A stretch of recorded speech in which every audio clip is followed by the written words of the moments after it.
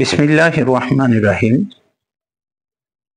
শিশু স্বাস্থ্য চ্যানেলের সুপ্রিয় দর্শক, আমি প্রফেসর ডাক্তার ইমদাদুল হক বরাবরের মতো সবাইকে অনেক অনেক শুভেচ্ছা, অভিনন্দন এবং সালাম জানাচ্ছি।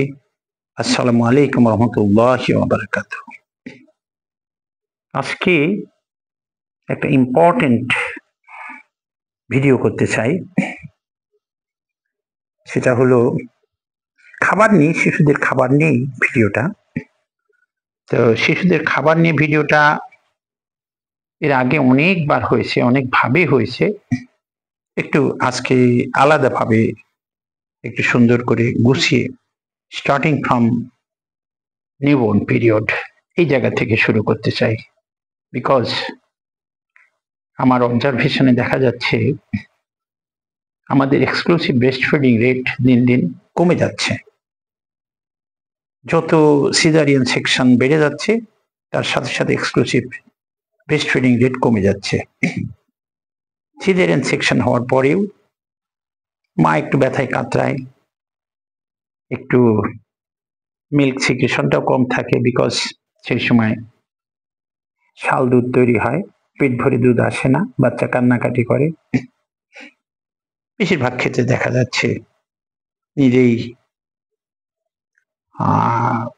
ইচ্ছা করে অথবা কাউকে দিয়ে লেখায় নিয়ে বাইরের ফর্মুলা মিল্ক খাওয়া শুরু করে দিচ্ছে। একবার যদি খাওয়া শুরু হয়ে যায় তাহলে তো এক্সক্লুসিভ ব্রেস্ট ফিডিং হলো না। এই যে কত উপকারিতা, এটা বলার অপেক্ষা রাখে না এক্সক্লুসিভ ব্রেস্ট ফিডিং এর। ইনফ্যান্ট মোর্টালিটি রেট অনেক অনেক কমায় রাখে এই এক্সক্লুসিভ ব্রেস্ট ফিডিং এর মাধ্যম দিয়ে। সুতরাং কেন আমরা এটা করব না? তো এই যে এটার উপর জোর দিয়ে আবার একটু বলতে চাই, within half an hour to 1 hour after caesarean section or normal delivery, যেটাই হোক, ডেলিভারির পরে আমরা নিউবর্ন বেবিকে মাদার্স বেস্টে লাগাই দিতে চাই এবং ব্রেস্ট মিল্ক খাওয়াতে স্টার্ট করতে চাই। সে সময় শাল দুধ থাকে, শাল দুধের উপকারিতা নিয়ে অনেক অনেক কথা জানা আছে, সেগুলো আবার বলতে চাচ্ছি না। কারণ শুধু একটু জানায় রাখি জ্ঞাতার্থে, এই মিল্কটা পরিমাণে খুবই কম থাকে, বাট হাইলি কনসেন্ট্রেটেড থাকে। অনেক এনার্জি আছে, অনেক অ্যান্টিবডি আছে, অনেক লিভিং সেল আছে, এবং এটা খাওয়াইলে অনেক অনেক উপকারে লাগে।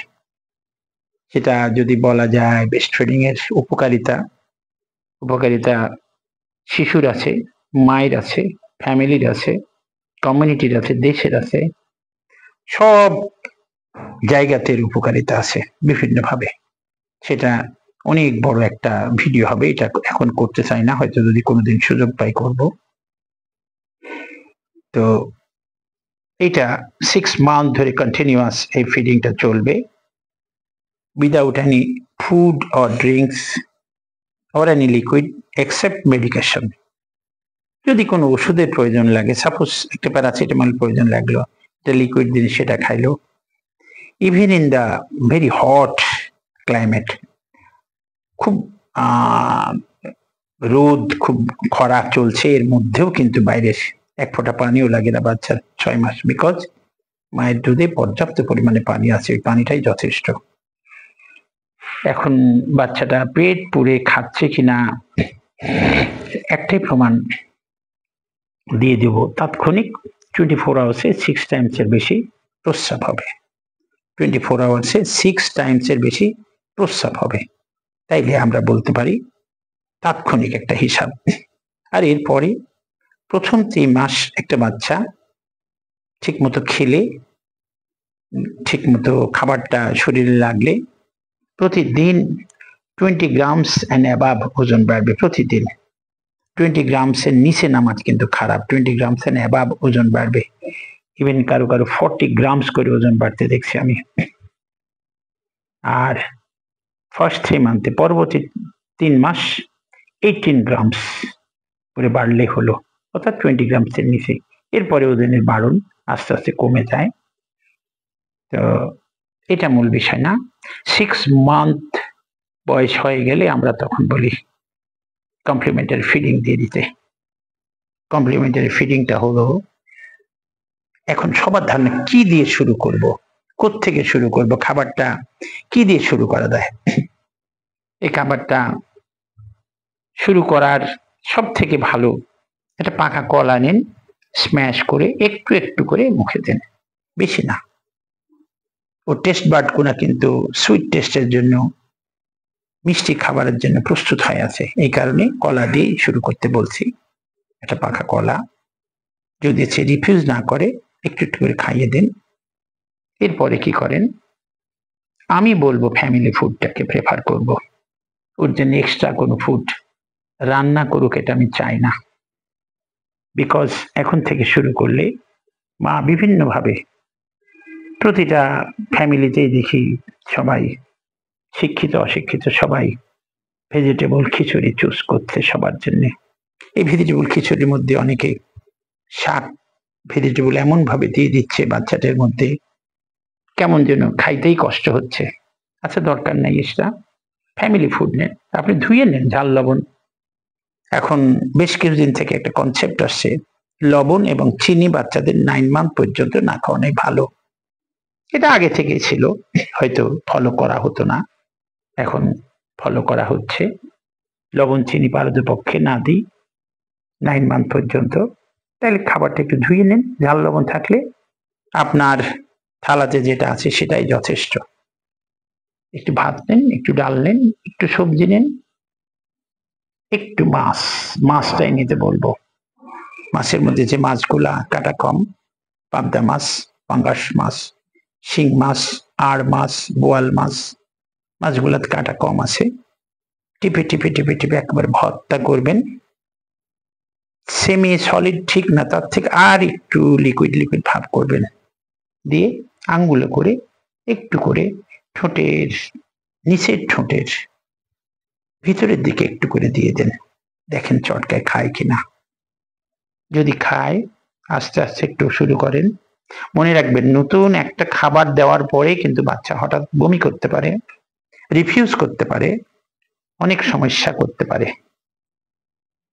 ইভেন আমি বাচ্চাকে দেখছি ডিম খাওয়ানোর পরে বাচ্চা বমি করতে করতে করতে একেবারে রক্ত বের হয়ে গেল, এরকম হতে পারে।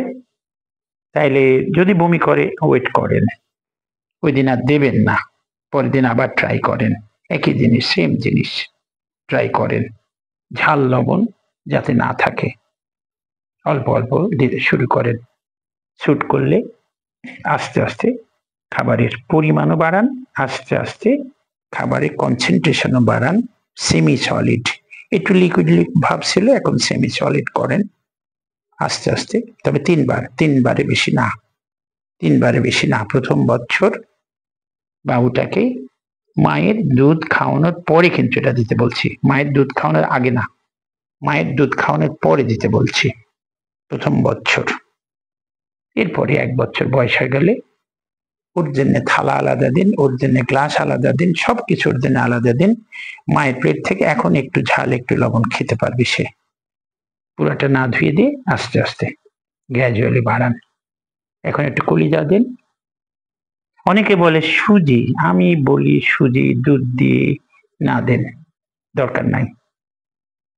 দুধ দিয়ে এবং সাদা খাবার এবং মিষ্টি খাবার চুজ করে, আগে বলছি টেস্ট বারটা এইভাবে প্রস্তুত আছে, তো কি দরকার এটা দেওয়া, শুধু কার্বোহাইড্রেট কেন দিতে দেব। প্রথম থেকেই খাবারের যে প্রক্সিমেট প্রিন্সিপলস অফ ফুড আছে, প্রোটিন, দেন স্টার্চ বা শ্বেতসার, দেন প্রোটিন মানে আমিষ, আর ফ্যাট বা স্নেহ জাতীয় খাবার, তার সাথে ভিটামিন মিনারেলস ওয়াটার। এই তো প্রক্সিমেট প্রিন্সিপলস অফ ফুড। এমন ভাবে খাবারটা দিতে হবে, খাবারটা যাতে সবগুলো প্রক্সিমেট প্রিন্সিপলস অফ ফুড থাকে, এবং সেটা থাকে কোথায়, মায়ের থালাতেই থাকে। আমি তো এক কথাই বলি, মায়ের দুধ খাবে, মায়ের থালাতে খাবে, তার মানে মায়ের থালাতে দাদা থাকে। মা কখনো শুধু ডাল দিয়ে ভাত খান না, মা ডাল বা শাক দিয়েও খান না। আচ্ছা খেলো, একবেলা তো মাছ খাবে, ঠিক আছে একবেলায় দেন, এরপরে আস্তে আস্তে বাড়ান। এরপরে ডিম 6 মাস পার হয়ে গেলে একটা ডিম খেতে পারবে। তো বলবো আরেকটু দেরি করেন, 9 মাস বয়স থেকে। ডিমের প্রোটিনে অনেক সময় অ্যালার্জি থাকতে পারে, আগে কুসুম দিয়ে স্টার্ট করেন, যদি কুসুম সহ্য করতে পারে তারপরে পুরা ডিমটাই আস্তে আস্তে দেন। ডিমের বহু রকম তৈরি করা যায়। ডিমটা অমলেট তৈরি করতে পারেন, সেদ্ধ দিতে পারেন, তেলে ভেজে দিতে পারেন। ডিমটাকে একটু তেলের মধ্যে ছেড়ে দিয়ে একটু লাকড়ি দিয়ে একটু একটু করে ঘুটে নেন, দেখবেন ডিমের দানা দানা হয়ে গেছে। একটু একটু করে খাওয়ান, একটা ডিম পুরাই খেতে পারবে সে। 1 বছর পরে বাচ্চাটাকে দুধ খাওয়ানোর আগেই খাইয়ে দিয়ে দিবেন।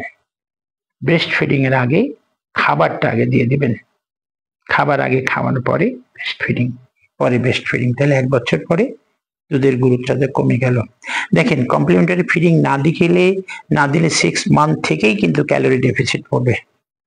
সুতরাং ক্যালোরি ডেফিসিট পড়া মানে আপনার বাচ্চা আস্তে আস্তে অপুষ্টিক দিতে যাচ্ছে, অপুষ্টি যেন না খেয়াল রাখা লাগবে। তো আজকে এই পর্যন্তই খাবার নিয়ে। আরো আরেকটা কথা বলি, অনেকের ধারণা ডিমটা সেদ্ধই ভালো। হ্যাঁ, দুইটাই ভালো। আমি বলবো সেদ্ধ ভালো, ভাজে ভালো।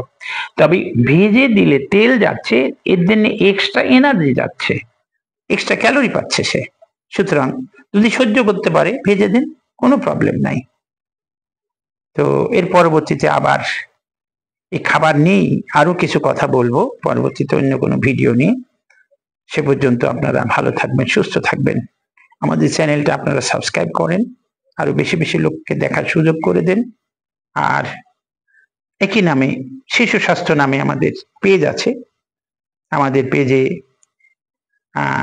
ফেসবুকে পেজ আছে, এই পেজে ফলো দেন, লাইক দেন, শেয়ার দেন, অনেক মানুষ দেখতে পান, অনেক মানুষ উপকারে আসুক। আপনাদের সুচিন্তিত মতামত চ্যানেলের মাধ্যম দিয়ে বা ফেসবুক পেজে দিন। আমরা আপনাদের মতামতকে অনেক গুরুত্ব দেব, সম্মান জানাবো এবং সেই অনুপাতে আমরা আমাদের কাজ করব। আমরা যদি সামান্য একটু উপকারে লাগতে পারি নিজেদেরকে ধন্য মনে করব। এই আশা ভরসা রেখে পরবর্তীতে আবার কোনো ভিডিও নিয়ে দেখা হবে। সে পর্যন্ত সুস্থ থাকবেন, ভালো থাকবেন। আল্লাহ হাফেজ। আসসালামু আলাইকুম রহমতুল্লাহি ওয়া বারাকাতুহু।